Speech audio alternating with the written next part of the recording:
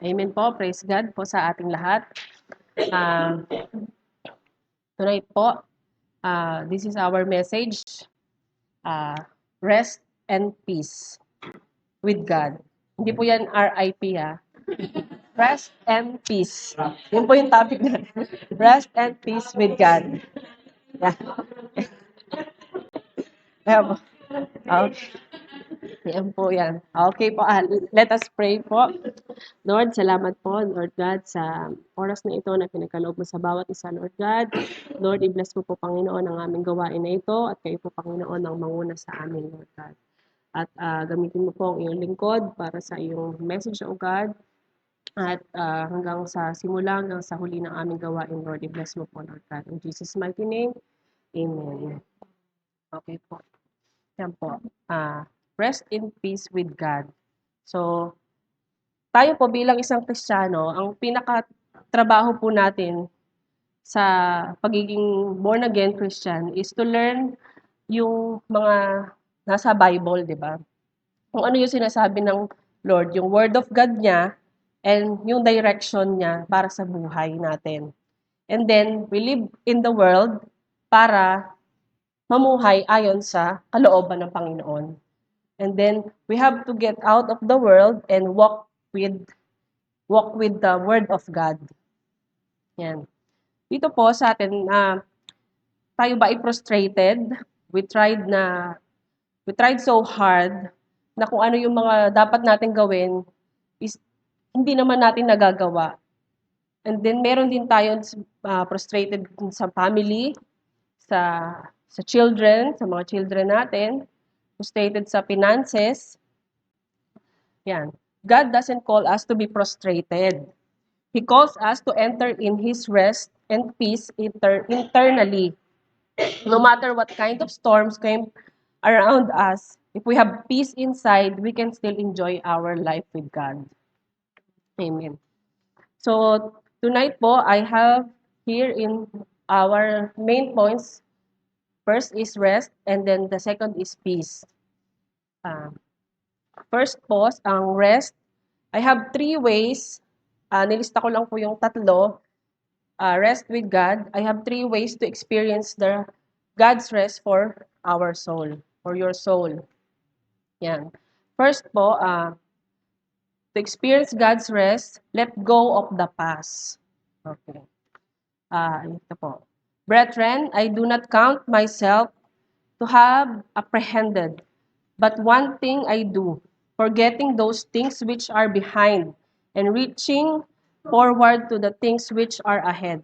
I press toward the goal for the prize of the upward call of God in Christ Jesus. Philippians chapter 3, verse 13 to 14.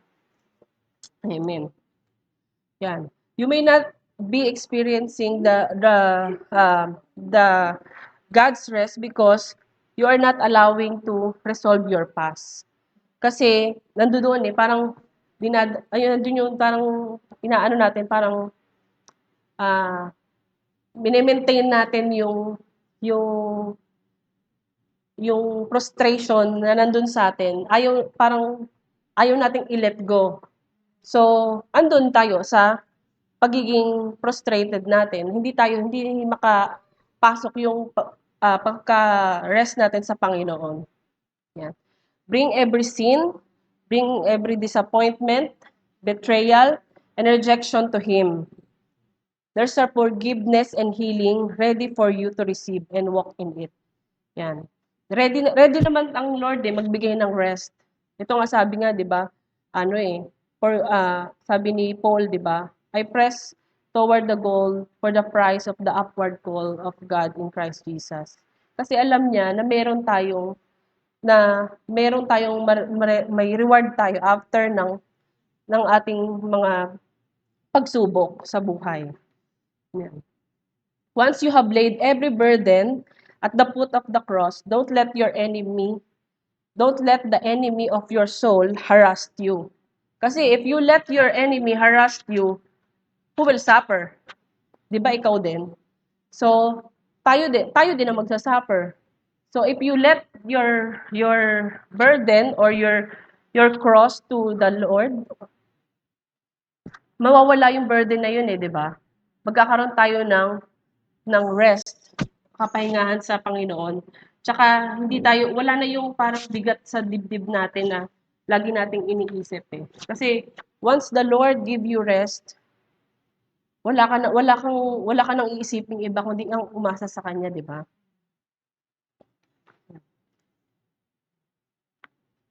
Yan, forget the past and fasten your heart on the future. So, look forward tayo on our future with God. Yung mga nakaraan na yon, kalimutan natin, anuhin natin, ibigay natin sa Lord, naranasan natin yung mga pagsubok, bigay natin sa Lord, and then look forward tayo sa future with God. Okay. Number 2, to experience God's rest, do not worry. Yan. Be anxious for nothing, but in everything, by prayer and supplication. With thanksgiving, let your requests be made known to God. And the peace of God will surpasses all understanding, will guard your heart and minds through Jesus Christ. Philippians chapter 4, verse 6 to 7. Yan. Worry and anxiety will weaken you. Parang ito yung nagpapahina sa atin bilang isang Kristiyano kasi we always worry. Worry is, 'di ba? Parang sabi nga ng Lord, 'di ba? Be anxious for nothing, but in everything by prayer and supplication. Andiyan si Lord eh. Why you worry? 'Di ba? Dati nga sinasabi ko lagi pag Lord, wala ako kailangan ko nito, Lord. Wala akong may ganito ako, may kailangan akong gawin. Ikaw, Lord, ang nakakaalam. 'Di ba tatay kita? Okay, hindi mo naman ako mababayaan, 'di ba? Parang yung may verse 'di ba sabi din sa Bible na ang ang tatay nga dito sa mundo natin o kung magbigay siya ng regalo sa anak niya, 'di ba? Mas maganda. Mas ano pa kaya kung ang ating Lord, ang ating Father na magbigay sa atin ng gift, 'di ba? Siyempre expect mo na the extraordinary, 'di ba? Dwelling on difficulties and troubles, worrying about people, places and things, panicking about over-actual or potential problems will exhibit restlessness in your body, soul, and spirit. Yan. Kasi, di ba, pinoproblema natin, minsan, magugunaw na yata yung mundo. Paano na ako niya? Paano na yung pag-ano ko, yung mga career ko? Paano na yung pinapanood ko? Tapos, ang dami pa nating mga butas na daw yung yung ozone layer. Paano na tayo, napakainit, may mga ang dami pang mga sa mundo. Pero ano nang gagawa natin? Diyos ka ba? Hindi naman, di ba? So, do not worry about sa things na hindi mo naman kaya, di ba? So, ibigay natin sa Lord. Kung magunaw ang mundo, alam naman natin na magugunaw ang mundo, but be ready, di ba? Be ready sa ng Panginoon. At bilang isang Kristiyano, tayo, lumakad tayo ayon sa salita niya. Hindi sa kung ano yung sinasabi ng mundo sa atin. But ayan, be thankful also, and God provides a solution for worry. And it's found nga doon sa Philippians chapter 4, verse 6. And instruction niya is very clear to pray in everything, di ba? Yan po. Yan. In number 3, to experience God's rest, stop self-striving. Yan. Be still and know that I am God. I will be exalted among the nation. I will be exalted in the earth. Psalms 46:10. Ayan. So, we can strive to do everything we can. We think we can, 'di ba? We can strive. And by striving on yourself lang, doon nagre-rely ka lang sa sarili mo, nakakapagod, as in super nakaka-drain talaga siya kung ikaw lang. So, bilang isang Christian, kung tayo ay ganyan, nade-drain talaga tayo. Dapat natin sa Panginoon. bigay natin sa Panginoon, be still, relax ka lang, wag kang atat. Excited ba? Yung parang minsan kasi nauuna yung ano natin, excitement natin eh. Nauuna yung sarili natin na, oy, ganito na lang yung gagawin ko. Ganito na lang ano ko na lang siya, ganyan. Pero hindi, 'di ba, sabi ng Lord, be still. Alam mo naman na ang Panginoon is siyang Diyos, 'di ba? Siyang Panginoon. So, siya ang ating Father, siya ang lahat ng may likha ng buong mundo.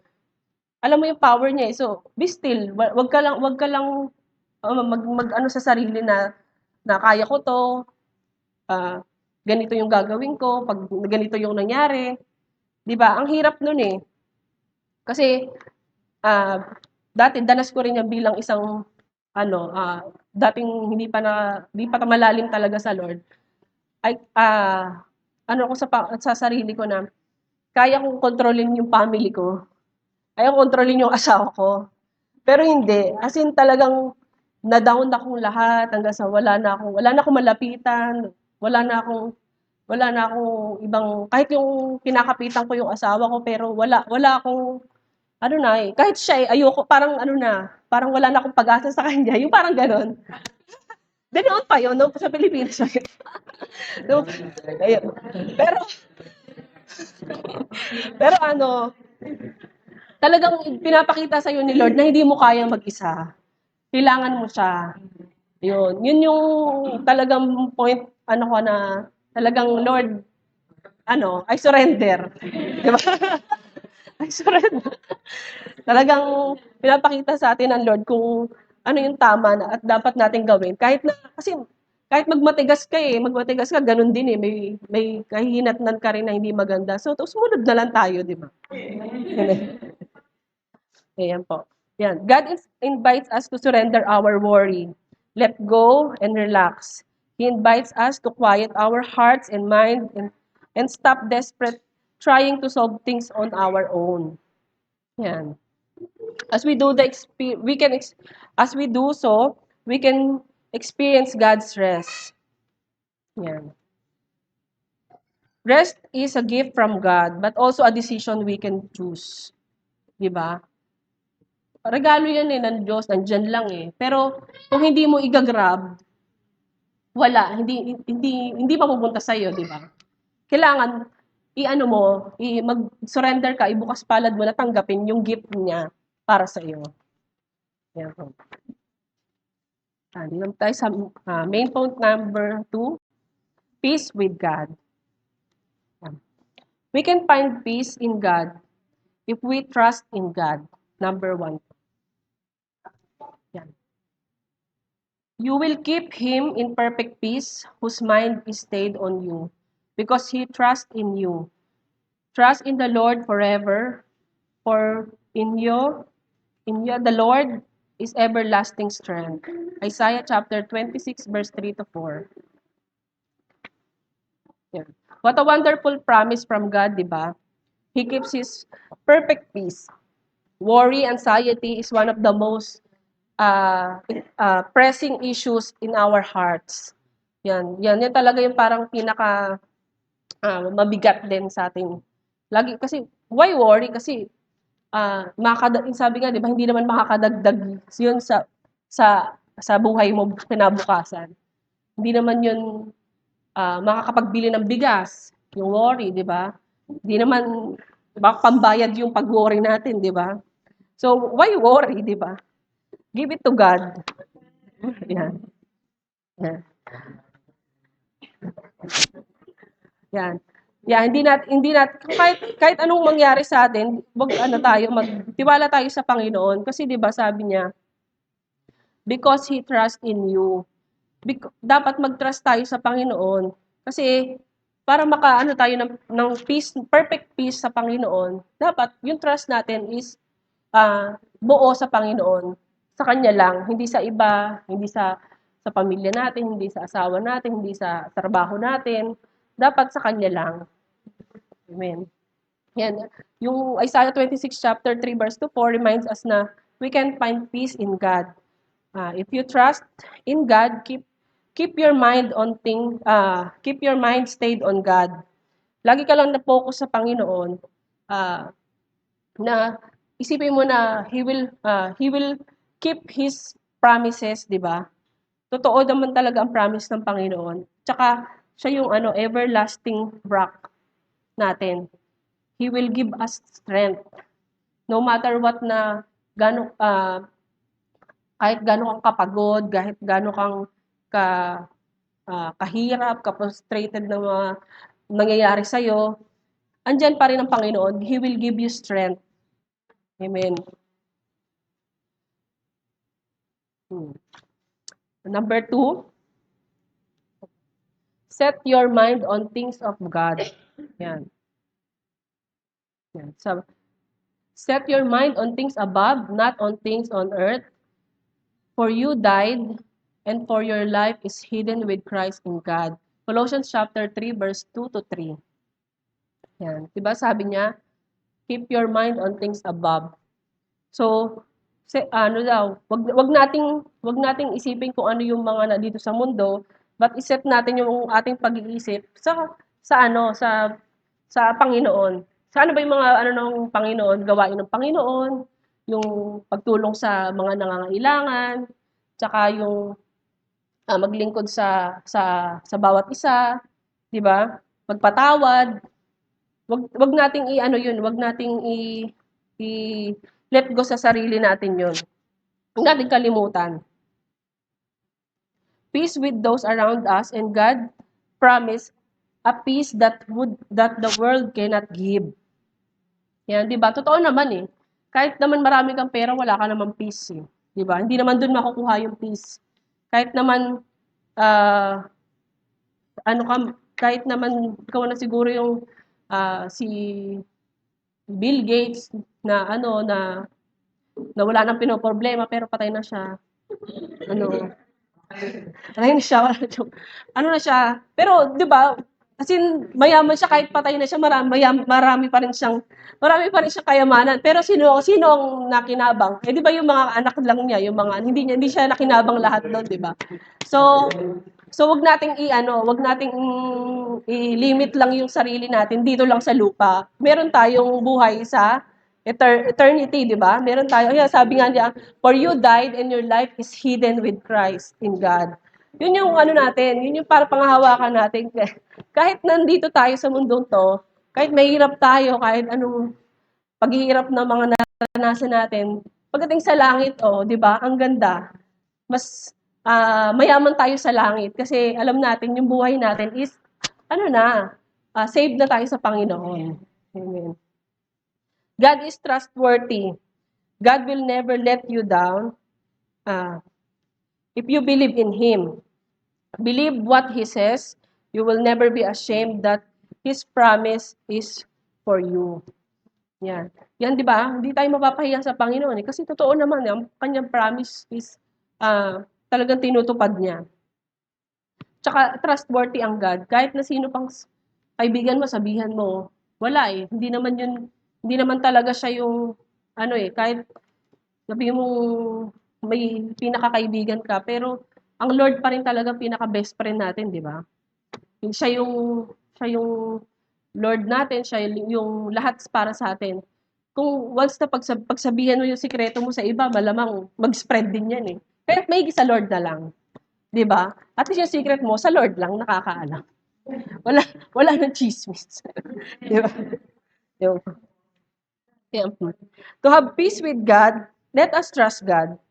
Peace is something that we really want, but you will never get the true peace unless you trust Him.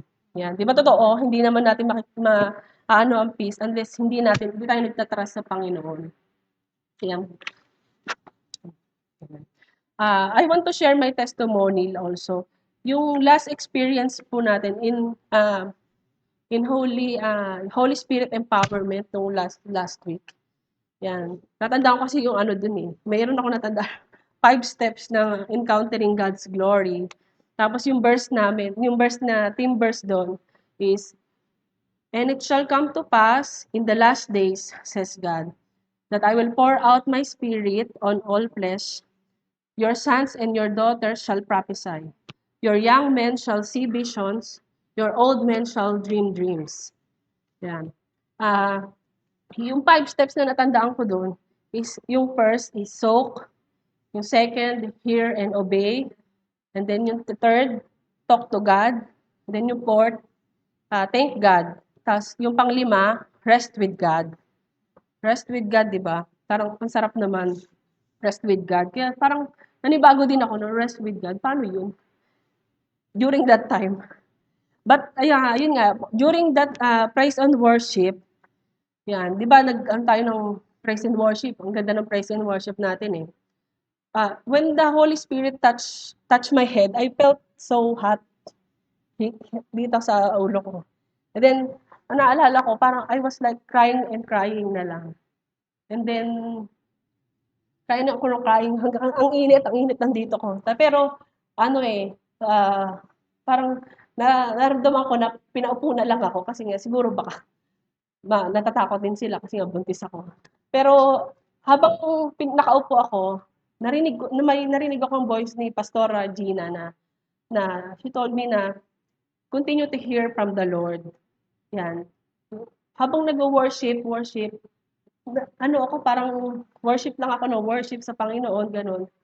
And then something happened na may nakita ako na habang nag-worship, sa blue sky, blue, as in blue, tapos very bright light na parang papunta sa akin, ganyan, very bright talaga siya.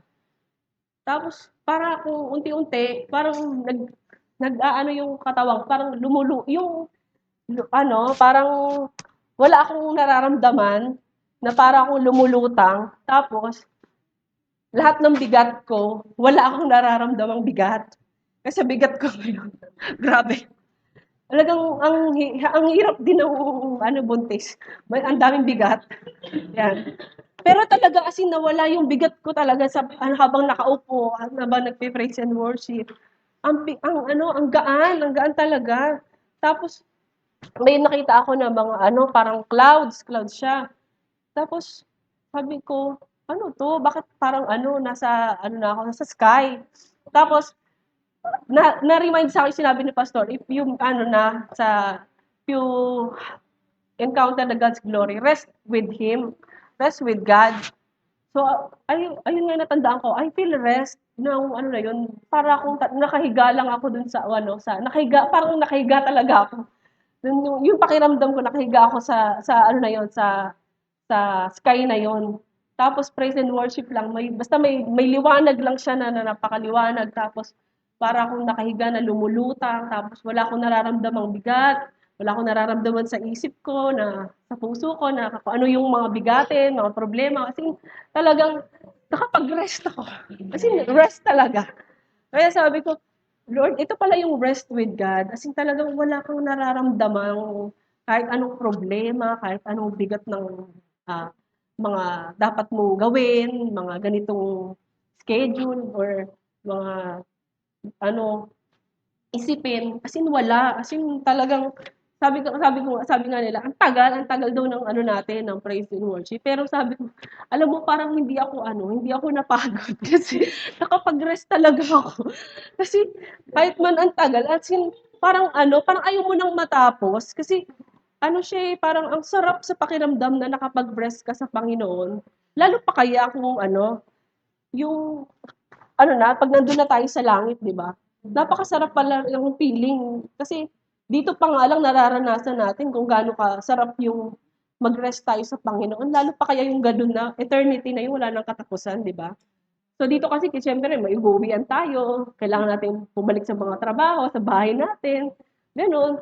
Pero ayun yung parang sinasabi sa atin na di ba, ni Paul na I press toward the goal for the prize of the upward call of God in Christ Jesus. So merong talagang reward. So yung reward natin nandun sa langit eh, walang paghihirap, magpe-praise and worship lang tayo sa Panginoon. Ganun lang, napakagaan ng buhay sa Panginoon, di ba?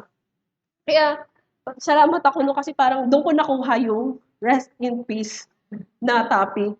Kasi sabi ko doon, Lord, ano ba yung topic ko? Tapos, Yun dun nga niya, dun ako na ano na, parang yun nga, rest, tapos in peace ka sa Panginoon.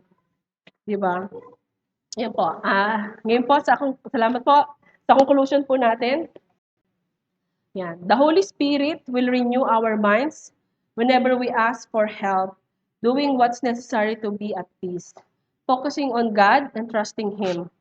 Nga po sa Romans chapter 12 verse 2, urge us all, and do not be conformed to this world, but be transformed by the renewing of your mind, that you may prove what is good and acceptable and perfect will of God. Yan. The Spirit will help us access the perfect peace that God's offer us. Jesus promised in John chapter 14 verse 26 to 27. But the Helper, the Holy Spirit, whom the Father will send in my name, He will teach you all things and bring your remembrance all things that I said to you. Peace I live with you. My peace I give to you, not as the world gives to, I give to you. Let not your heart be troubled, neither let be afraid. Amen. Praise God po sa ating message po. Thanks God. Amen po. Connect with Gia Bahrain through the following website. Need a Bible study group? We are so blessed you were able to join us today. God bless and see you next time.